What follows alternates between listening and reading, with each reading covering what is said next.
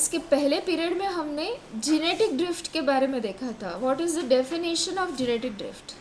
Any random fluctuation और alteration in the allelic frequency occurring in a natural population by pure chance is called as genetic drift. नहीं, by chance, if there is change in the allelic frequency. 4 शब्द एक साथ याद करो. Change in allelic frequency by chance. Change in allelic frequency by chance. बोलो. Change in allelic frequency by chance.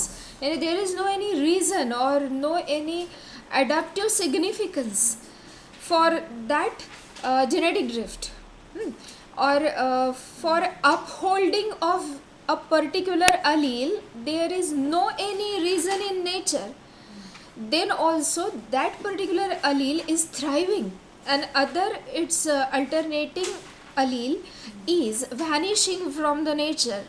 So it is known as genetic drift and also Seville-Wright effect.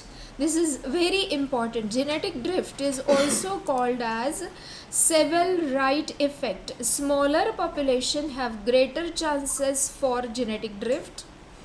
Smaller population have greater chances for genetic drift. It is known as Seville-Wright effect. This is given in my notes, and I have condensed the concept of modern synthetic theory in a chart. देखिए, ये chart में मैंने पूरी modern synthetic theory आपको provide की है, जिसका पहला पोस्टुलेट है जेनेटिक वेरिएशन, दूसरा है नेचुरल सिलेक्शन और तीसरा है आइसोलेशन.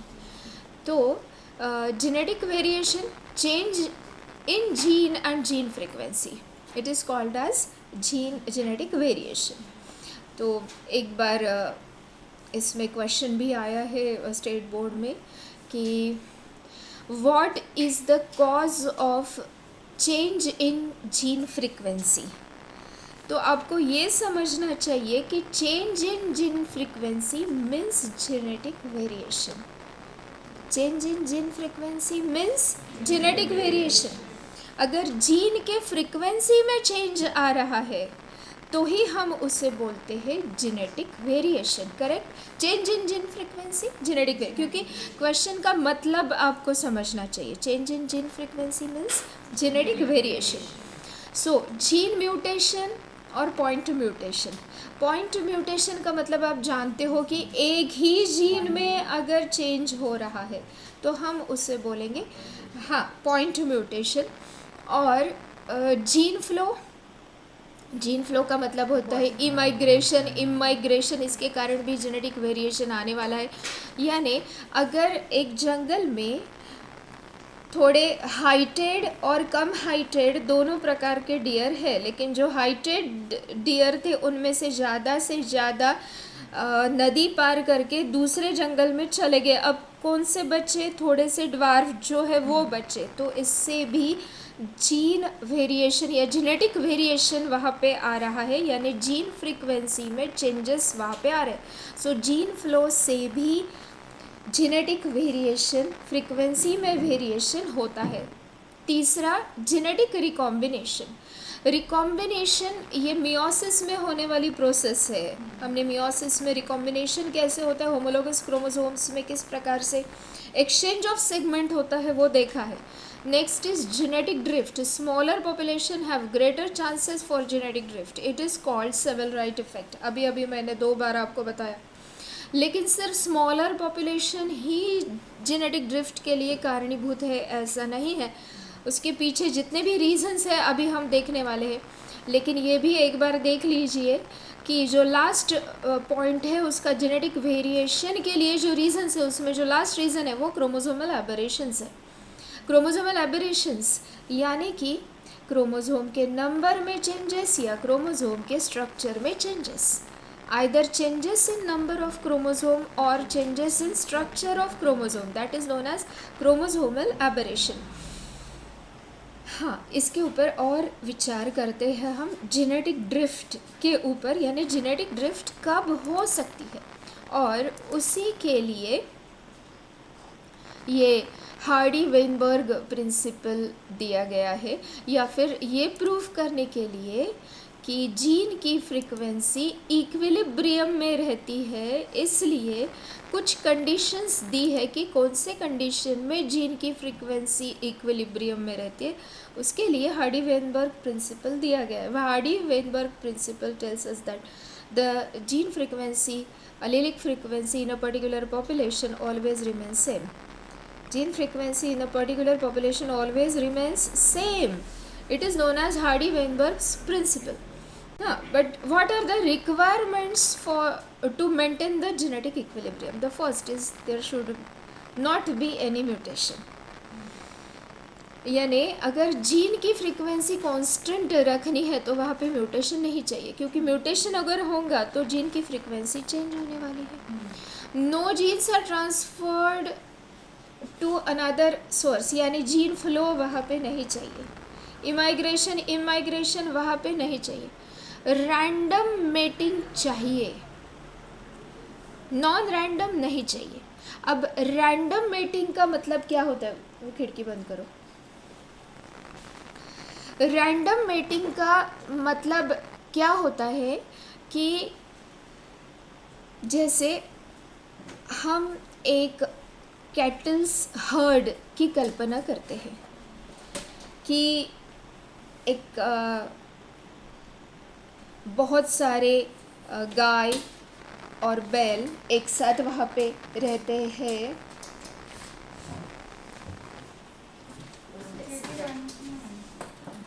बंद करो, वो वैसे ही रखो क्योंकि वो हिलता है. कैसी भी तू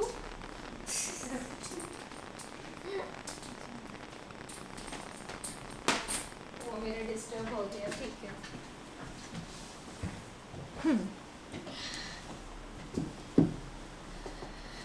हाँ, अगर हम कैटल हर्ड की कल्पना करते हैं, उसमें बहुत सारे गाय और बैल है और उनमें रैंडम मेटिंग हो रहा है. हम मेटिंग को कंट्रोल नहीं कर रहे हैं. जैसे अगर ज़्यादा दूध देने वाली गाय और एक अच्छा बैल, ये सिलेक्शन ना करते हुए मेटिंग वहाँ पे हो रहा है. There is no selection prior to mating. Then what will happen? All cows will give somewhat same amount of milk, or we can say there will be a mean of milk production. कोई ज़्यादा नहीं दे रहा है, कोई कम नहीं दे रहा है. इसका मतलब ये है कि जो यहाँ पे हम मोर मिल्क प्रोडक्शन के लिए अगर कैपिटल M लेते हैं और लेस मिल्क प्रोडक्शन के लिए स्मॉल m लेते हैं. हाँ, we always give capital letter to the trait which is dominant and small letter to the trait which is recessive. तो इस प्रकार से हमने कैपिटल M किसके लिए लिया? ज़्यादा दूध देने के लिए. और दूध देने वाली गाय में कैपिटल M एक्सप्रेस हो रहा है, और जो बहुत ही कम दूध दे रही है, सोचो कि उसमें स्मॉल m है. तो अब अगर कैपिटल M की फ्रीक्वेंसी को हमने बोला P और स्मॉल m की फ्रीक्वेंसी को हमने बोला Q, क्योंकि P always represents the frequency of capital allele, dominant allele, and Q always represent frequency of recessive allele. तो इस प्रकार से ये दोनों की फ्रीक्वेंसीज अगर रैंडम मेटिंग हो रहा है तो उन ज़्यादा बढ़ेंगी नहीं, यानी इक्विलिब्रियम में रहेंगी. And there will be always P plus Q is equal to 1. P and Q will remain in equilibrium. अब दूसरी केस हम देखते हैं.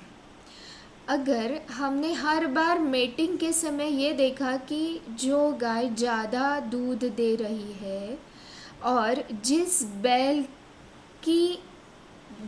बैल का काफ यानी फीमेल काऊ ये ज़्यादा दूध दे रही है, क्योंकि हम एलाइट बुल किसे बोलते हैं, whose calf gives more milk, that is known as elite bull.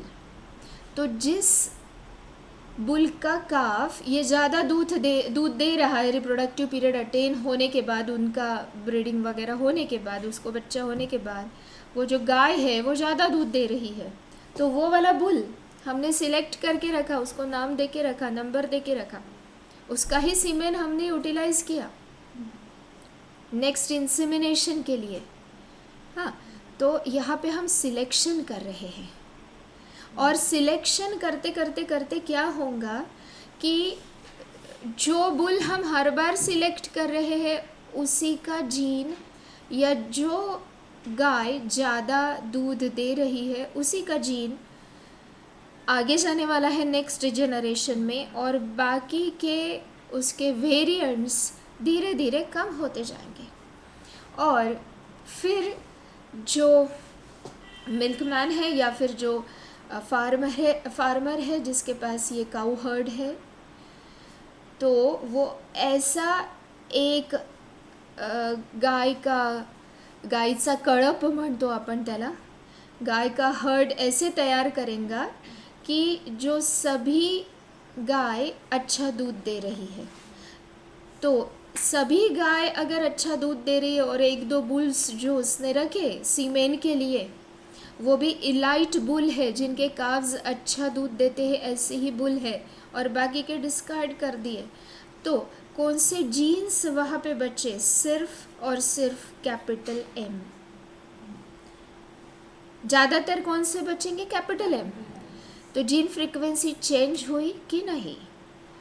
अगर रैंडम मेटिंग होता है तो जीन फ्रीक्वेंसी चेंज नहीं होंगी, लेकिन अगर नॉन रैंडम सिलेक्शन के बाद मेटिंग होता है तो जीन फ्रीक्वेंसी चेंज होगी। अगर सिलेक्शन के बाद मेटिंग होता है that is called as non random mating. For non-random mating, we are selecting male and female for good characters, and only those genes which are showing good character will go in next generation and other genes will not. So this is called as non-random mating. But for Hardy-Weinberg's principle to become true, there should be random mating, not the non-random mating. बराबर, यानी non random mating वहाँ पे नहीं चाहिए। Non random का मतलब क्या होता है, एक ग्रुप है, कोई भी मेल कोई भी फीमेल, कोई भी मेल कोई भी फीमेल, कोई उसमें सिलेक्शन हो ही नहीं रहा। ये पोल्ट्री में भी हो सकता है, फिशेस में भी हो सकता है। फिशेस में भी हम क्या देखते हैं कि बड़ा सा जिसने अपना मांस बहुत ज़्यादा क्रिएट किया है ऐसा रोहू लेंगे, मेल रोहू, और फीमेल भी बहुत अच्छी इम्यूनिटी वाली वो रोहू लेंगे, और उनको फिर FSH देंगे ताकि ब्रीडिंग इंड्यूस हो। और फिर बाकी का तो मैंने एनिमल हस्बेंड्री में आपको पढ़ाया है, एक्सटर्नल फर्टिलाइजेशन होता है उनमें। यहाँ पे भी क्या हो रहा है, non random mating, because we are selecting male and female of good characters only. But Hardy Weinberg's principle के लिए क्या चाहिए, रैंडम मेटिंग चाहिए, ताकि जीन की फ्रिक्वेंसी सेम रहेंगी।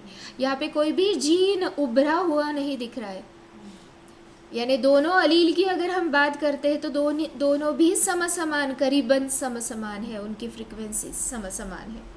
वैसे भी अगर हम मेंडेलियन प्रिंसिपल्स देखते हैं तो capital T is to twice capital T small T is to small T, यानी 1:2:1 ऐसे रेशो वहाँ पे आता है। फिर से एक बार, मैंने क्या बोला, what is the Mendelian ratio, monohybrid ratio.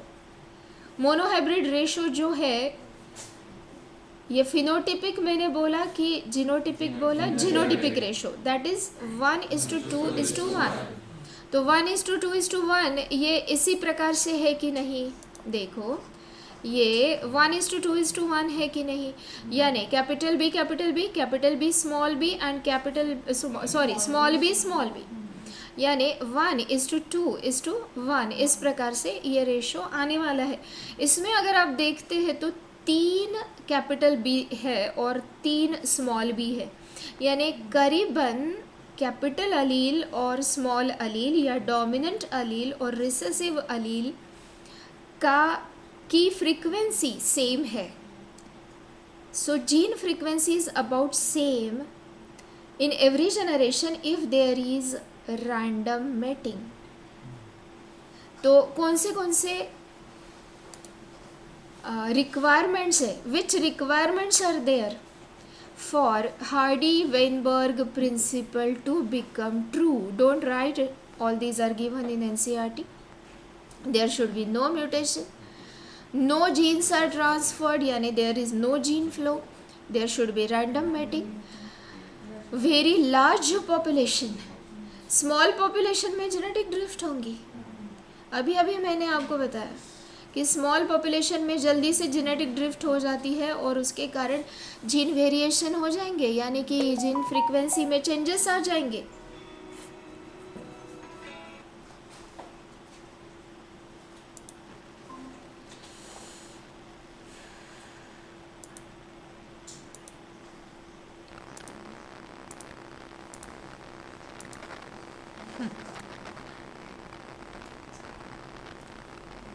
Then next, there should be no selection। No selection यानी अभी अभी जो मैंने देखा ना कि there should be random mating without any selection, वो दोनों पॉइंट्स मैंने एक साथ पढ़ा है आपको।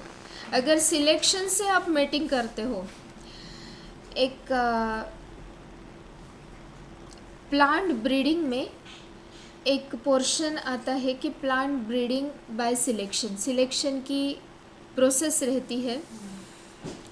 सिलेक्शन की प्रोसेस इस प्रकार से कि जब भी आप ब्रीडिंग करेंगे तो उसके अच्छे कैरेक्टर्स देखेंगे, उसी प्लांट को सिलेक्ट करेंगे मेल और फीमेल करके, और सिलेक्शन के बाद मास सिलेक्शन करके फिर आप यानी हर बार अगर टॉल प्लांट आपको चाहिए और पी प्लांट्स जो गार्डन में लगाए उनमें से कुछ ड्वार्फ है और कुछ टॉल है, तो अगर आप सिर्फ टॉल प्लांट्स की सीड ले रहे हो नेक्स्ट जनरेशन के लिए और ड्वार्फ प्लांट्स की सीड डिस्कार्ड कर रहे हो, तो that is known as selection, mass selection.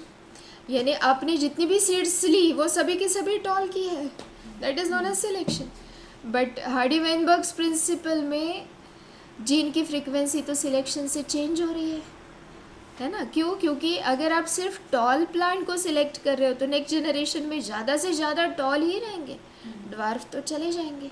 लेकिन अगर रैंडम मेटिंग होता है तो मोनोहाइब्रिड क्रॉस में का जो रिज़ल्ट है वो अभी अभी हमने देखा वो 1:1 ही आ रहा है, यानी 3:3 आ रहा है, means 1:1, correct. So let us read from NCERT, Hardy-Weinberg's principle। In a given population, one can find out the frequency of occurrence of alleles of a gene or a locus.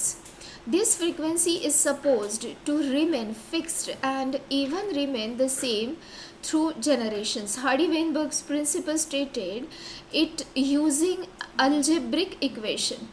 This principle says that allele frequencies in a population are stable and is constant from generation to generation. The gene pool, total genes and their alleles in a population remains constant.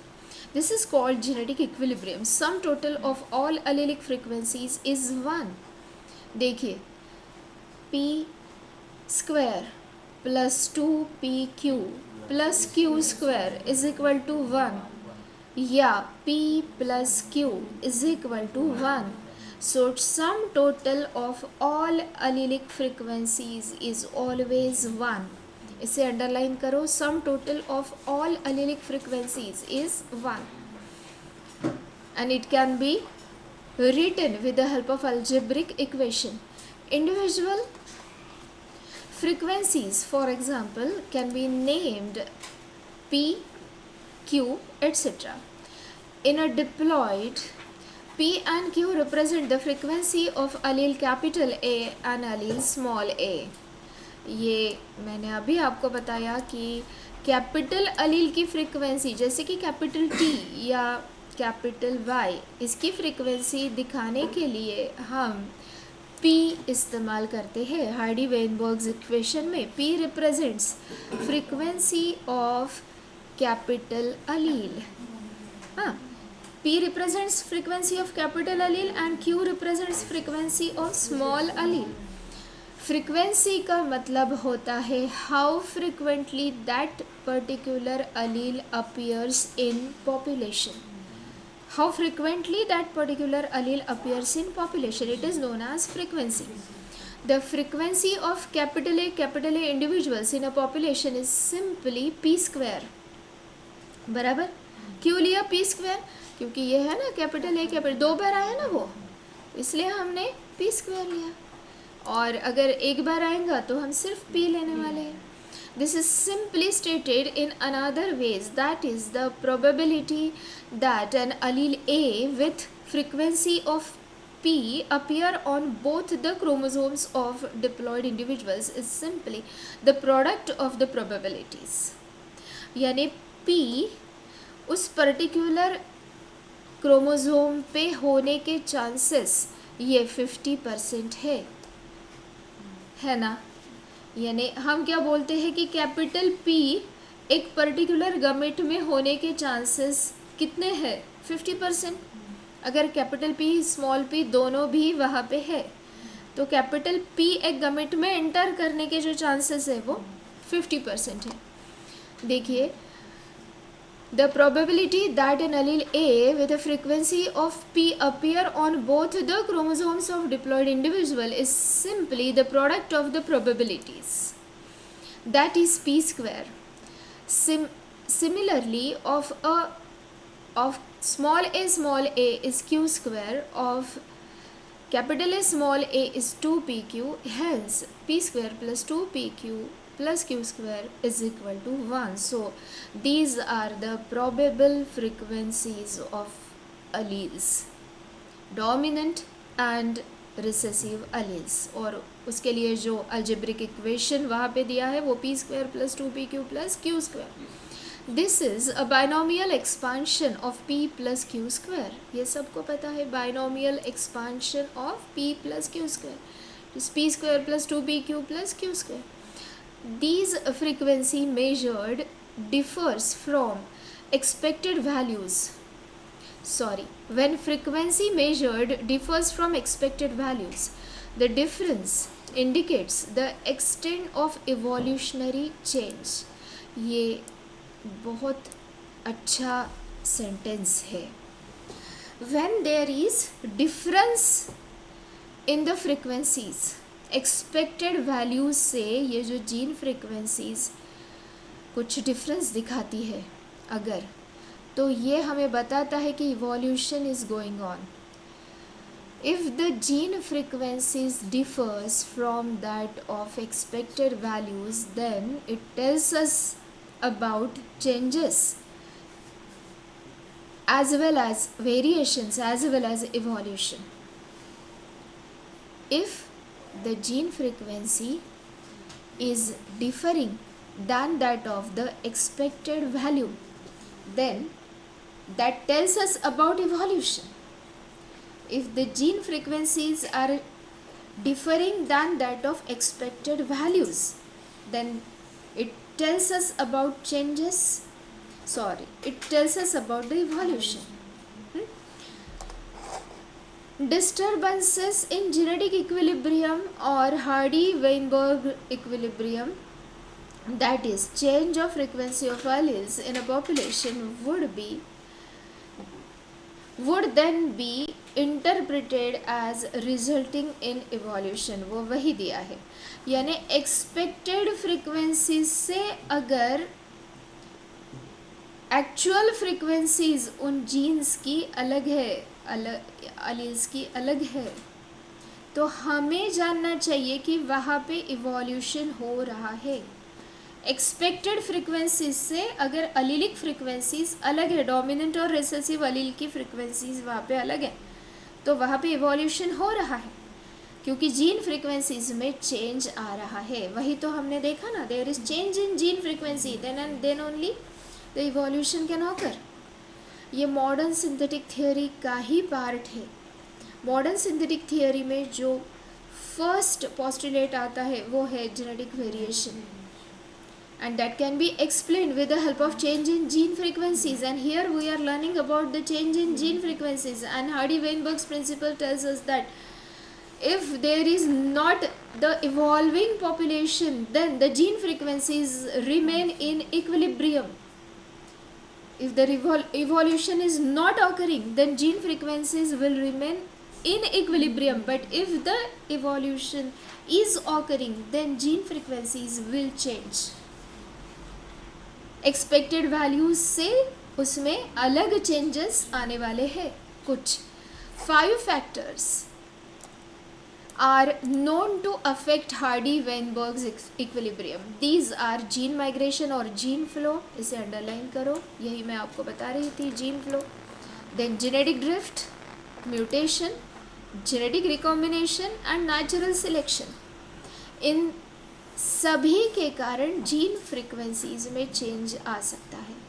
देखो, migration हुआ तो change आएगा frequency में, genetic drift हुई तो आएगा, mutation हुआ तो आएगा, जेनेटिक रिकॉम्बिनेशन हुआ तो आएगा, और नेचुरल सिलेक्शन या एंथ्रोपोजेनिक सिलेक्शन हुआ तो भी आएगा। तो हार्डी-वेनबर्ग प्रिंसिपल को सही होने के लिए क्या चाहिए, इसलिए यहाँ पे जो दिया है ना, ये देखिए, requirements to maintain genetic equilibrium और हार्डी-वेनबर्ग प्रिंसिपल ट्रू, आप लिख लीजिए, यहाँ पे आपको लिखना है रिक्वायरमेंट्स दिया है क्या, आगे कुछ 1 minute. Let us see, when migration of a selection of population other place population occurs, नहीं दिया है, आप लिखिए this one, requirements to maintain genetic equilibrium or Hardy-Weinberg's principle to be true. Requirements to maintain genetic equilibrium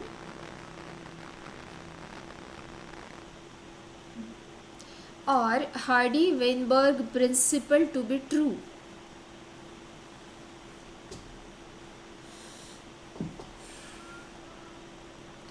dash no mutation, पांचों चीज़ें लिख लीजिए,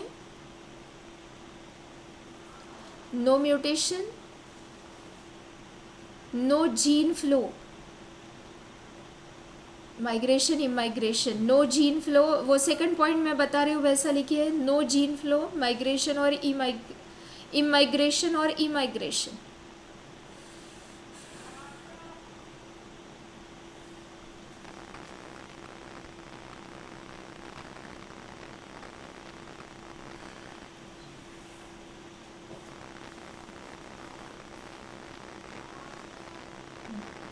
random mating,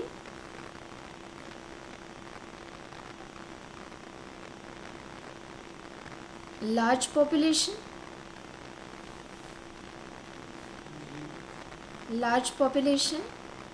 and no selection.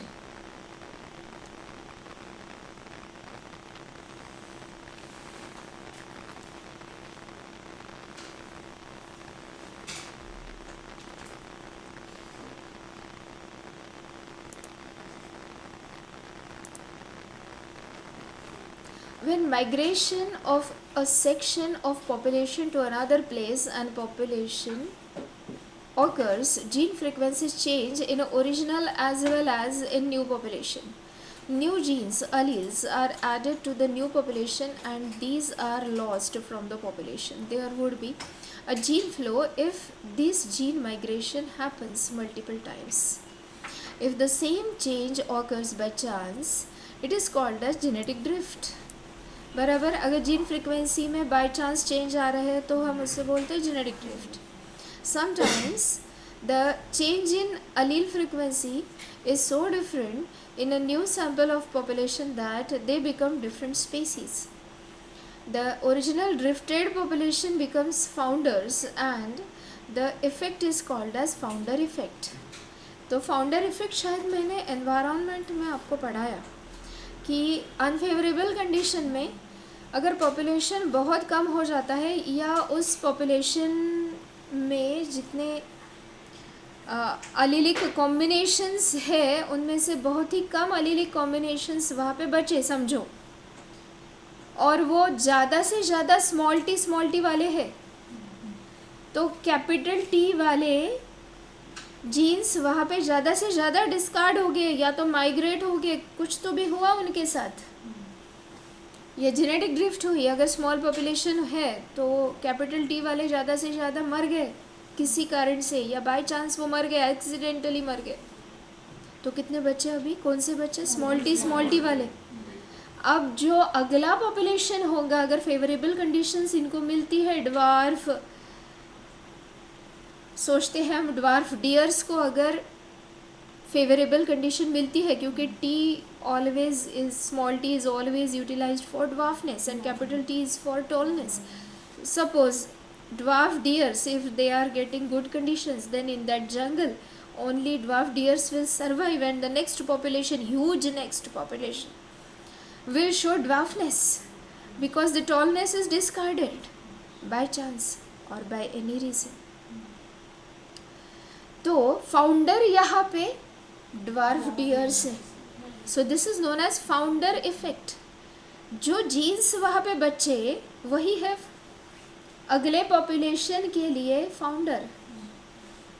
हाँ, और इसी को हमने बॉटल नेक इफेक्ट या डायपॉज के बाद जो अच्छा पॉपुलेशन बना ऐसा हम उससे बोलते हैं. और ये तीनों कंसेप्ट एक साथ आपको याद करने हैं, diapause, bottle neck effect and founder effect. Microbial experiments show that pre-existing advantageous mutations when selected will result in observation of new phenotypes. Over few generations this would result in speciation. देखो microbial experiment, इसका मतलब क्या है कि ये जो experiment किया गया ना वो माइक्रोब्स पे किया गया और ये देखा गया कि कुछ माइक्रोब्स अगर एंटीबायोटिक्स के प्रेजेंस में भी जी रहे हैं तो इसी कारण से तो जितनी भी पैथोजेंस है ना वो एंटीबायोटिक रेजिस्टेंट प्रोड्यूस कर लेते हैं और उनकी प्रतिकार शक्ति या इम्यूनिटी के कारण their immunity is due to which factor, यानी प्लाज्मिड में उनके आर प्लाज्मिड या रेजिस्टेंट प्लाज्मिड जब डेवलप हो जाता है ना उनके शरीर में एक पर्टिकुलर एंटीबायोटिक के अगेंस्ट, जब वो रेजिस्टेंस डेवलप कर लेते हैं. बायोटेक्नोलॉजी में हमने आर प्लाज्मिड का बहुत अच्छा उपयोग देखा था, वो अलग चीज़ है, लेकिन आपको बैक्टीरियल प्लाज्मिड्स के 2 प्रकारों के बारे में सोचना है, याद रखना है. One is R plasmid and second is F plasmid, fertility plasmid. हाँ, तो अगर बैक्टीरिया R plasmid डेवलप कर लेता है तो एक पर्टिकुलर एंटीबायोटिक्स के अगेंस्ट वो रेजिस्टेंस डेवलप कर लेगा.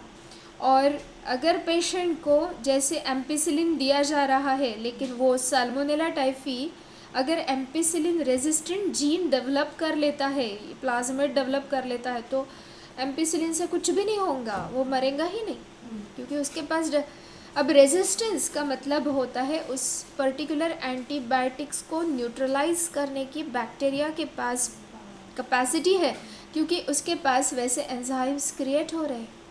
उसने वो कैपेसिटी डेवलप कर ली।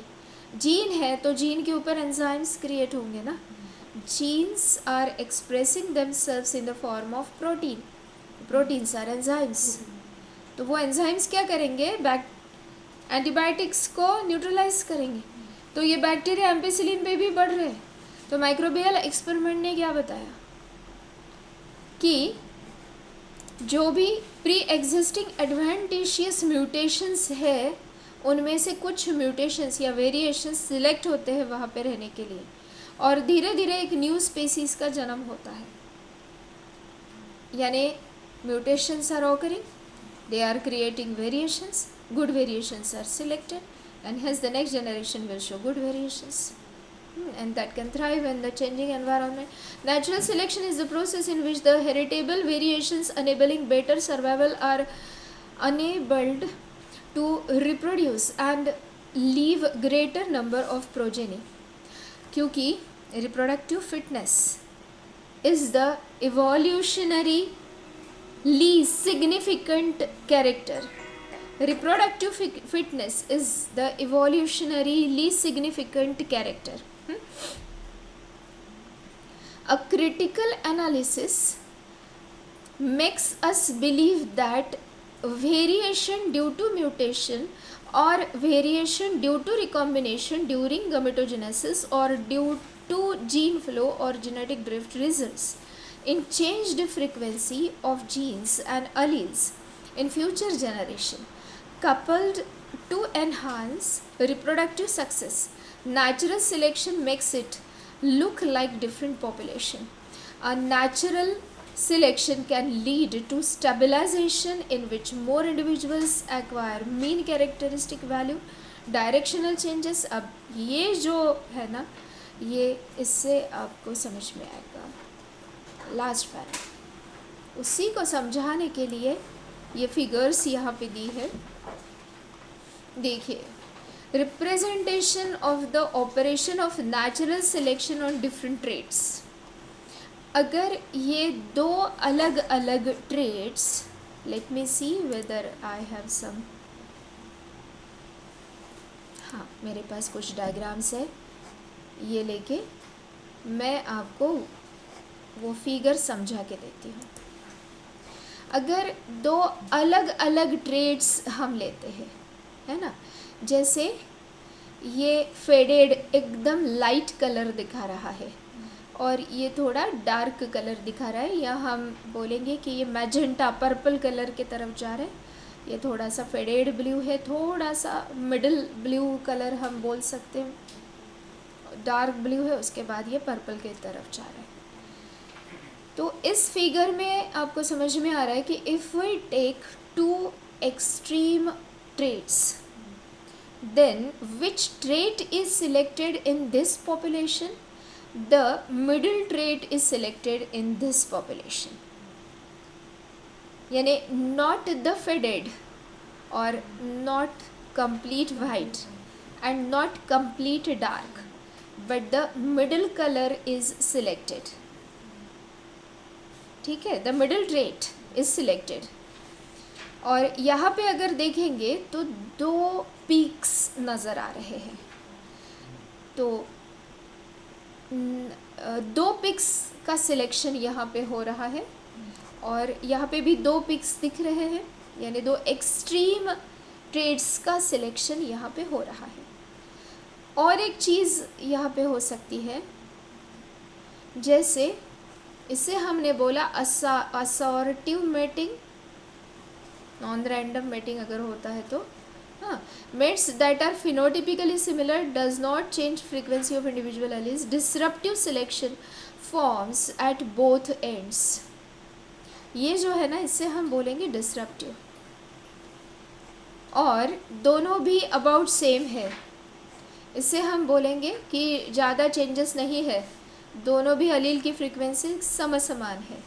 लेकिन यहाँ पे एक मिडिल अलील का सिलेक्शन हुआ है, यानी मिडिल ट्रेट का सिलेक्शन वहाँ पे हो रहा है। एक मिनट,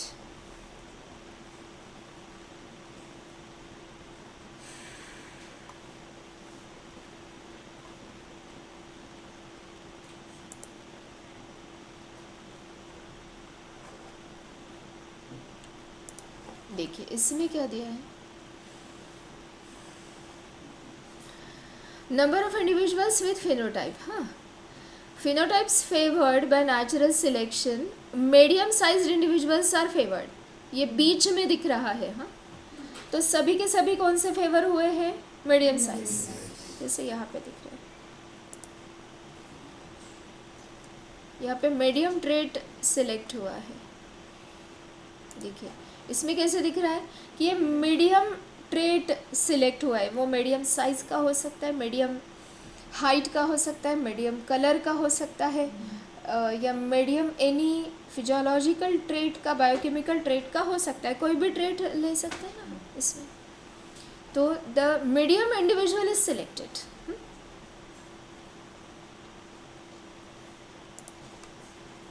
लेकिन अगर ये peak gets higher and narrower, इसका मतलब क्या होगा कि बाकी के इंडिविजुअल्स वहाँ पे है ही नहीं. यानी दो एक्सट्रीमिटीज़, टॉल और ड्वार्फ, है ही नहीं पॉपुलेशन में, सिर्फ मिडिल हाइट है. इसका मतलब आपको समझ में आ रहा है. ये पिक क्या बता रहा है कि peak gets higher and narrower only in one direction or in the middle direction, means other creatures are not present. ये सिर्फ टॉल हो सकता है, सिर्फ ड्वार्फ हो सकता है, या सिर्फ मिडिल हो सकता है. बाकी के पूरे क्रीचर्स जो है वो वहाँ पे है ही नहीं. देन यहाँ पे peak shifts in one direction. यहाँ पे मिडिल है ये पिक, क्योंकि फिगर्स अच्छे से निकाली नहीं गई है तो आपको दोनों में कोई डिफरेंस ही समझ में नहीं आ रहा है. तो इसका मतलब क्या है कि peak gets narrower and peak shifts in one direction. तो ये जो एक डायरेक्शन है वो ये वाला है. देखो ये वाला डायरेक्शन, अगर पिक ये सिर्फ एक ही डायरेक्शन में पिक शिफ्ट हुआ है, that may be either tall और ड्वार्फ. हाँ, तो वहाँ पे आप लिख के रखिए peak gets higher and narrower. ये पहले इसमें दिया है, और दूसरे इसमें दिया है कि peak shifts in one direction, it may be dominant trait और recessive trait. It may be representing, इस मिडिल फिगर में आप लिखिए, it may be representing dominant trait और रिसेसिव ट्रेट.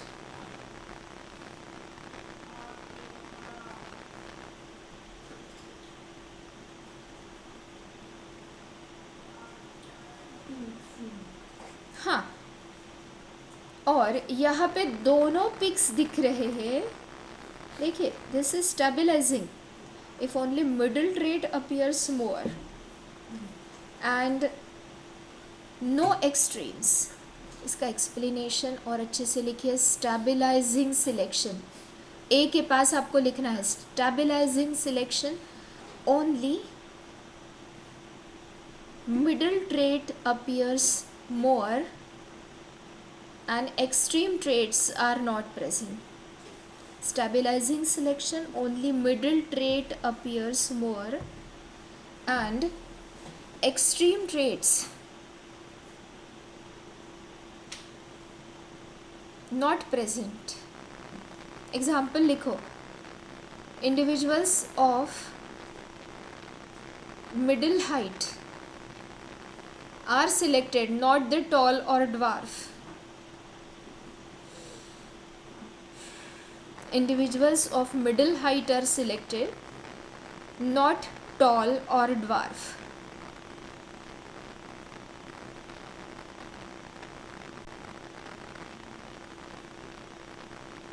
अब यहाँ पे आप लिखिए,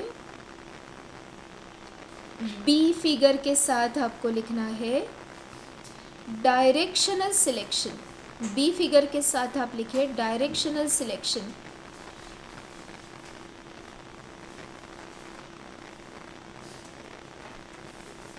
सिलेक्शन इज,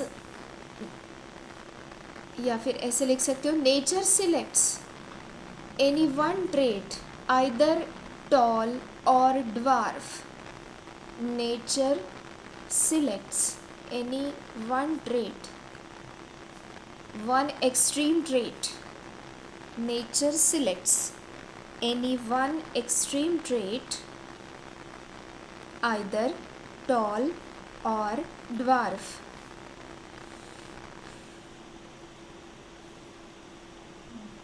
और सी फिगर के साथ आप लिखिए disruptive selection. Two extreme traits are selected, not the middle. Two extreme traits are selected, not the middle. Means tall and dwarf. लिखो. Two extreme traits are selected, not the middle. Means tall and dwarf are selected. Talls and dwarfs are selected.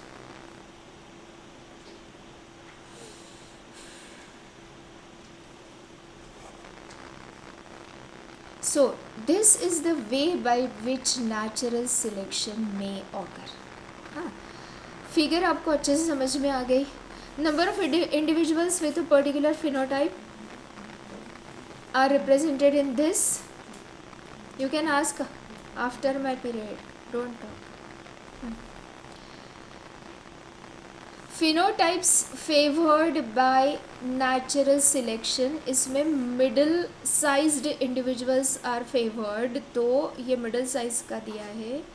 और ये अगर middle size are favored, लेकिन इसमें और इसमें difference है.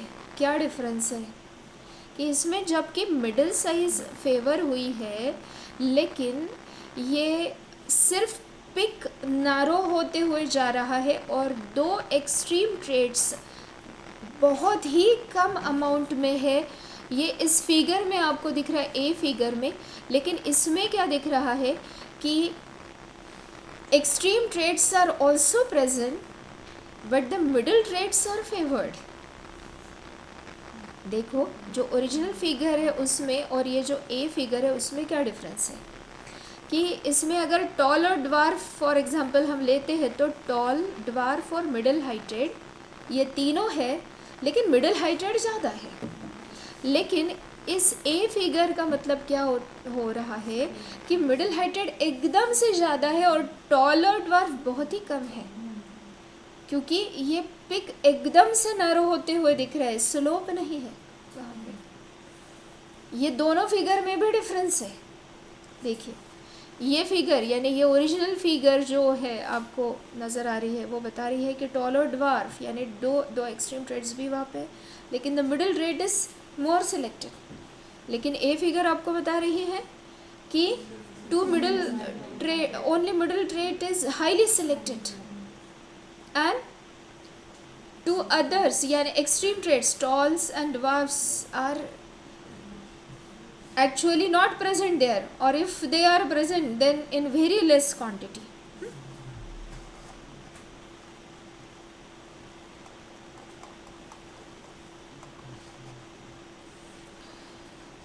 पूछो.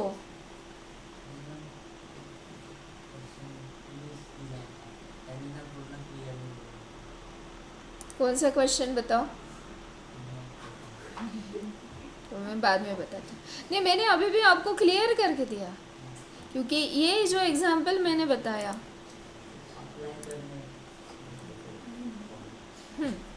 ये जो फिगर मैंने बताई इसमें क्या हो रहा है बताओ कि the middle individuals are selected but the extreme traits are also present. Then the peak is becoming narrower and narrower. Only middle individuals are selected and extreme traits are not present there. और एक तरफ जा रहे हैं तो वो भी आपको समझ में आ जाएगा.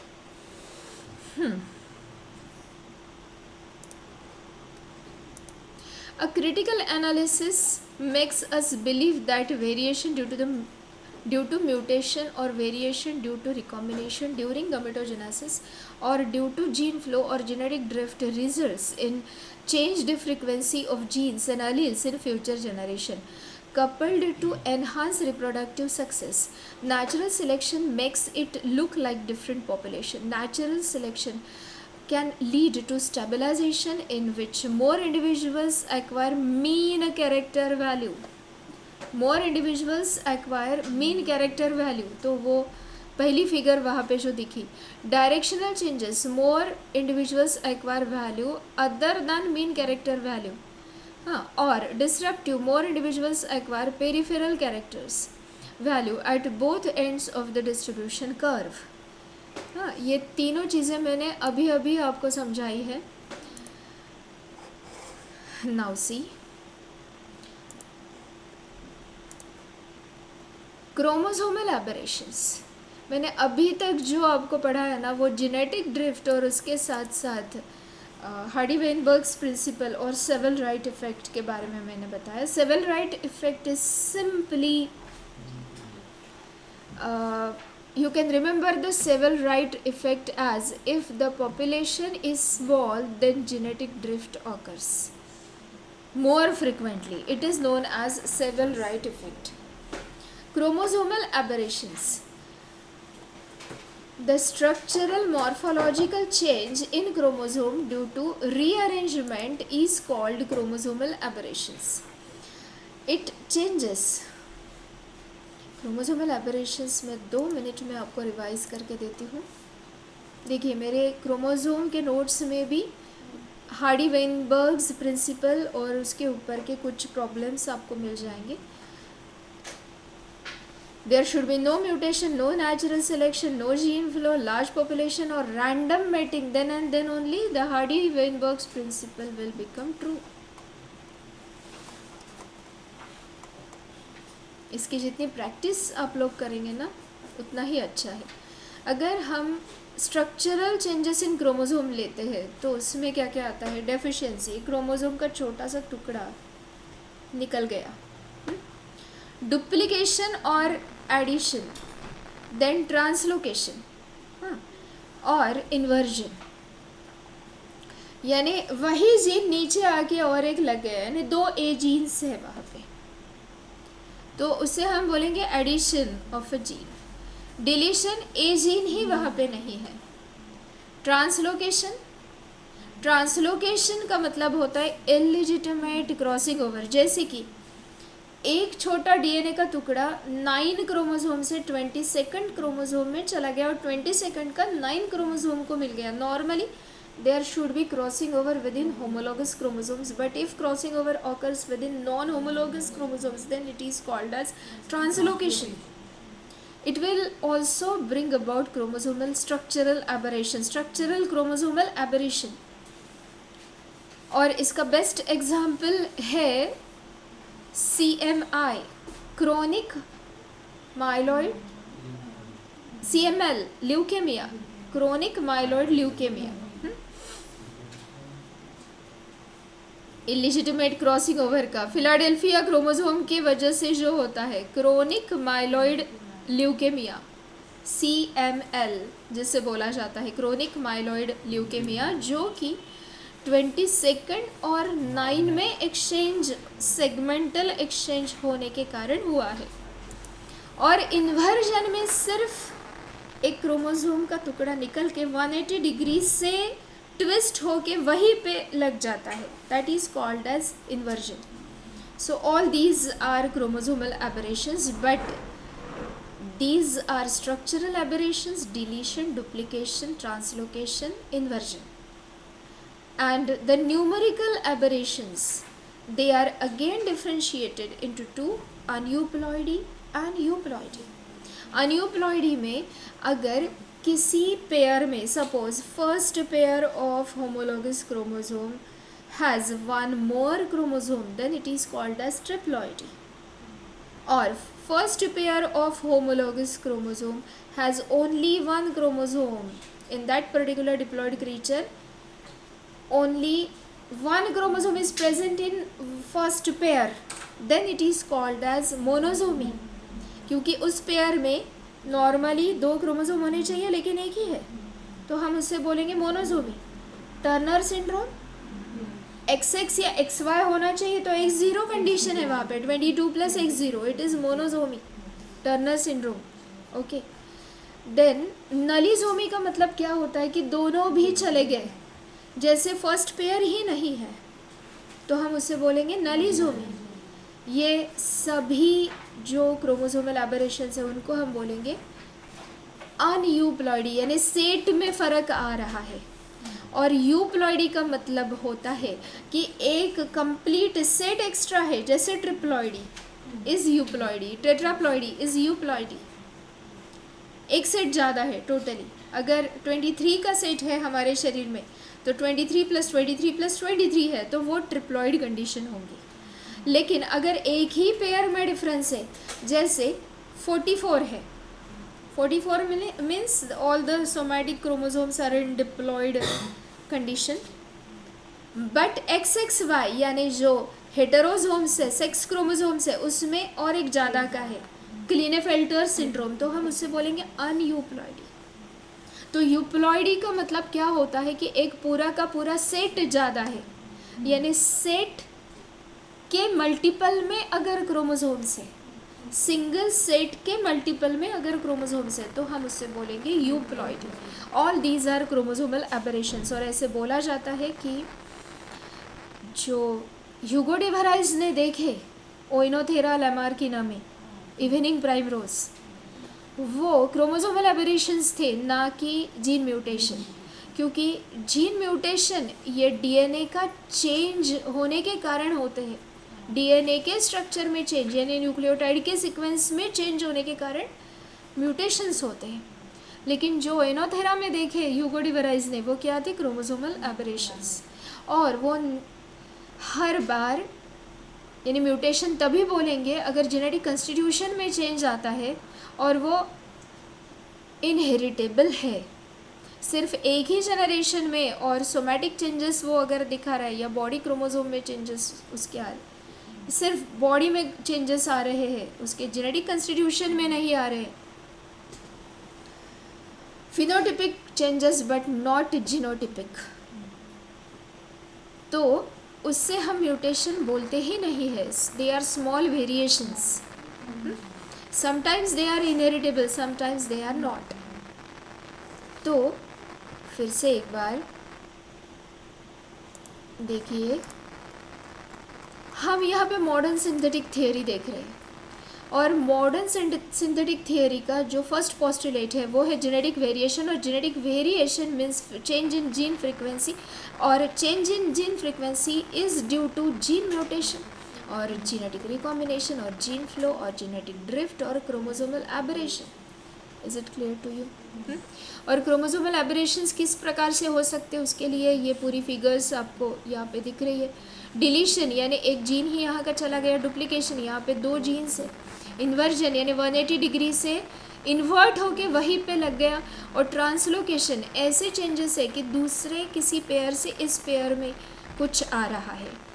सो these are chromosomal aberrations, but here they are representing only structural aberrations and not the numerical. I told you about numerical aberrations also.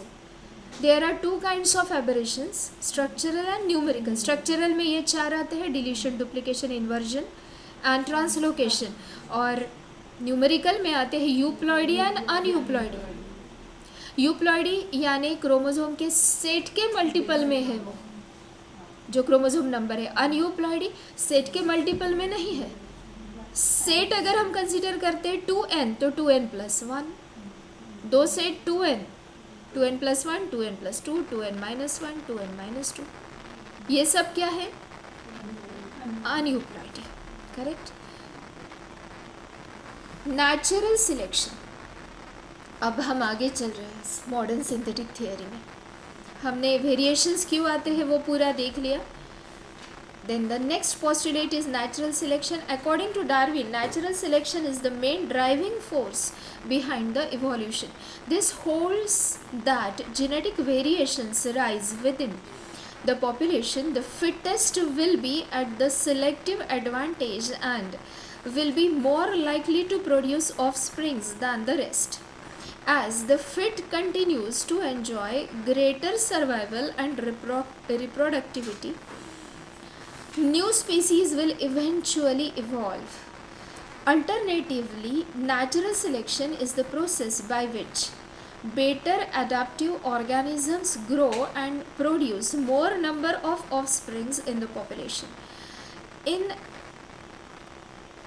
It brings about evolutionary changes by favoring directional production of genes that bring about changes in gene frequency from one generation to next generation. Selection पे हमने बहुत बातें की है और अभी आपको पता है कि नेचर का सिलेक्शन यानी वहाँ पे कोई गॉड नहीं बैठा हुआ है कि जो सिलेक्ट करेगा. Nature is not the God. Nature means environmental conditions and to live in those environmental conditions, some characters are favorable or they are giving favorable adaptations.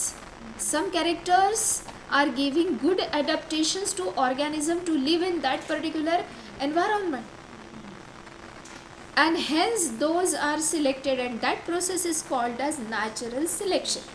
और जिसका सिलेक्शन होगा वो रिप्रोडक्शन कर सकेगा. यानी रिप्रोडक्टिव फिटनेस ही ये बताता है कि good traits are present in that particular organism. Reproductive fitness बताता है कि that organism must be naturally selected, must be selected by nature because it can reproduce.